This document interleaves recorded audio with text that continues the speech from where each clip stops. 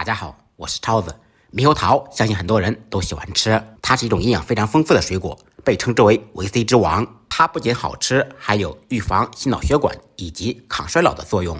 一般情况下，我们购买的猕猴桃都是硬邦邦的，不能直接吃，需要经过催熟。没熟的猕猴桃中含有果酸的成分比较多，吃了以后容易刺激肠胃分泌消化液，从而引起胃反酸，容易对肠胃造成伤害。所以在食用之前要经过催熟处理。今天给大家分享4种简单快速催熟猕猴桃的方法，学会以后记得收藏转发给更多的朋友看到。话不多说，接下来开始操作。首先介绍第一种水果催熟法，先把猕猴桃放到一个小盒子或者密封袋中，再放入一个成熟的苹果或者梨或者香蕉。因为成熟的水果会产生乙烯，乙烯会使水果中的水果酶活动增强，并改变了酶的活动方向，从而大大缩减了水果的成熟时间。一般情况下，密封好2-3天就变软了。第二种方法，米糠催熟法，把猕猴桃放入盆中，加入清水，加入盐，用我干净的小手揉搓清洗。放盐可以更好的把猕猴桃表面的脏东西以及绒毛搓洗下来。洗好以后，再用清水清洗2遍，彻底洗净。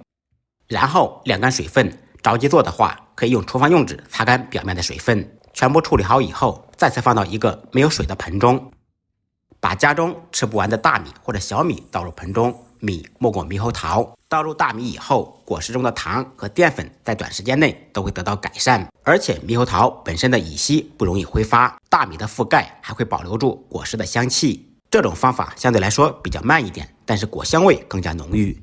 第3种方法，酒精催熟法，准备一张厨房用纸，喷上一些82年的白酒，然后用厨房用纸把猕猴桃包裹起来。包好以后，再用保鲜膜彻底裹紧。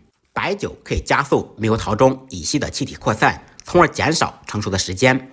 这种方法更快一些，一般情况下1到2天，猕猴桃就变软了。第4种方法，相信很多人都不知道，高温催熟法。